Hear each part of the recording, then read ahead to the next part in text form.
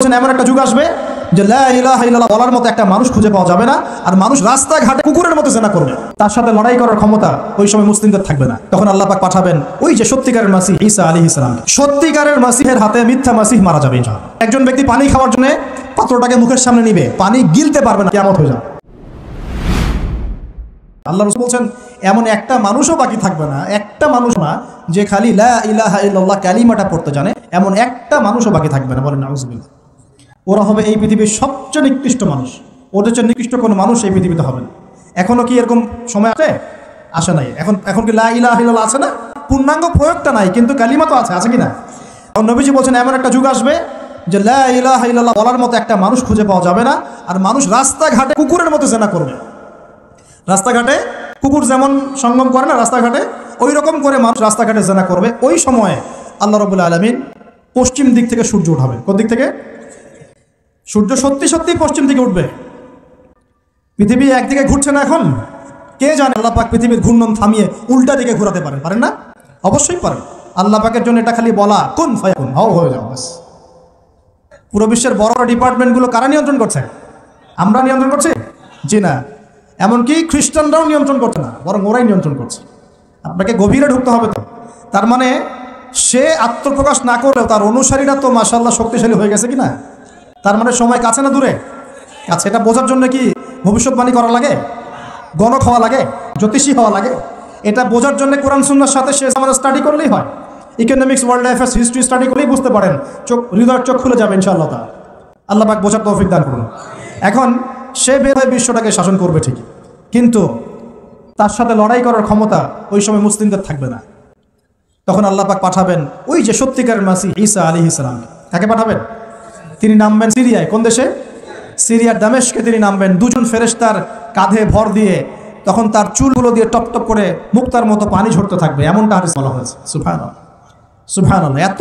এত স্পেসিফিকলি হাদিসে বলা হয়েছে এটা হবে, এইটা হবে, ওইটা হবে, একদম স্পেসিফিকলি। তারপরে ঈসা আলাইহিস সালাম তিনি যখন ওই মুসলিমদেরকে পেয়ে যাবেন, তিনি তাকে ইমামতি করতে বলা হবে। ঈসা আলাইহিস সালাম বলবেন না, আমি ইমামতি করতে পারবো না। ইমামতি এই উম্মতের জন্যই করা হয়েছে। বলেন সুবহান। আমাদের ইমাম ইমামতি করবেন, তিনি পিছনে মুক্তাদি হবেন। একজন নবী মুক্তাদি হবেন আর ইমাম ইমামতি করবে। চিন্তা করতে পারেন? এরপর নামাজ শেষ হওয়ার পরে বলবেন তিনি দরজা খুলে দাও, দরজা খুলে দাও। এটার ব্যাখ্যা আমার কাছে মনে হয় হয়তোবা তখন অবরোধ থাকবে, অবরোধটাকে তিনি ভেঙে দিতে বলবেন হয়তোবা, আল্লাহ ভালো জানেন। দরজা খুলে দাও এর ব্যাখ্যা কি হতে পারে? কিসের দরজা খুলে দাও? কিসের বাঁধন খুলে দাও? নিশ্চয় একটা বাঁধনে মুসলিমদেরকে বেঁধে ফেলা হবে। তিনি ওটার বিরুদ্ধে মুসলিমদেরকে ঝাঁপিয়ে পড়তে বলবেন। তখন দাজ্জালের সাথে দেখা হবে। কোন দাজ্জাল? সত্যিকারের দাজ্জালের সাথে ঈসা আলাইহিস সালামের দেখা হবে।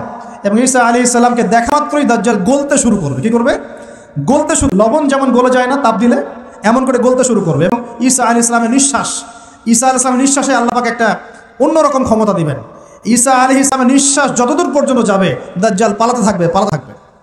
তার নিঃশ্বাস গিয়ে দাজ্জালের গায়ে লাগা পরে দাজ্জাল ওইখানেই মারা যাবে। আল্লাহ পাক এই শুধু তাকে নয়, তার সমস্ত অনুসারীদেরকে আল্লাহ পাক সেখানে মেরে ফেলবেন ইনশাআল্লাহ। মুসলিমদের হাতে। কার হাতে? মুসলিমদের হাতে। এটার জায়গাটা মেনশন করা আছে, বাবেলুত নামক জায়গা। কোন জায়গা? বাবেলুত। যান গুগল সার্চ করে দেখেন বাবেলুত কোন জায়গায় আছে। আমি বলে দিব না, দেখেন কোন জায়গায় আছে, কারা ওটা নিয়ন্ত্রণ করছে দেখেন। ওইখানে দাজ্জাল মারা যাবে। মানে সত্যিকারের মাসিহের হাতে মিথ্যা মাসিহ মারা যাবে ইনশাআল্লাহ। ঠিক আছে? এবং তার অনুসারীদের পতন হবে। এরপরে ঈসা আলাইহিস সালাম এই ক্ষমতাটা দখল করবেন এবং সারা বিশ্বে তিনি শান্তি শৃঙ্খলা কায়েম করবেন। একজন ন্যায়পরায়ণ শাসক হবেন ইনশাআল্লাহ তাআলা। এবং তিনি নতুন কোনো শরীয়ত নিয়ে আসবেন না, উম্মতে মুহাম্মাদের শরীয়ত কায়েম থাকবে ইনশাআল্লাহ। এরপরে 40 বছর তিনি রাজত্ব করবেন। কত বছর? 40 বছর। এবং তার বিবাহ শাদীও হবে এবং তার ইন্তেকালও হবে। তাকে দাফন করা হবে নবী মুহাম্মদ সাল্লাল্লাহু আলাইহি ওয়াসাল্লামের ঠিক পাশেই। আল্লাহু আকবার। ঠিক তার পাশেই দাফন করা হবে। এরপরে মানুষ আবারও খারাপ হওয়া শুরু করবে। কেমন খারাপ হবে? আল্লাহর নাম নেওয়ার মতো কোনো মানুষ থাকবে না, আল্লাহ আল্লাহ বলার মতো কোনো মানুষ থাকবে না। তখন পশ্চিম দিক থেকে সূর্য উঠবে। কিভাবে কিয়ামত হবে? নবীজি বলছেন একজন ব্যক্তি পানি খাওয়ার জন্য পাত্রটাকে মুখের সামনে নিবে, পানি গিলতে পারবে না, কিয়ামত হয়ে যাবে। নাউযুবিল্লাহ।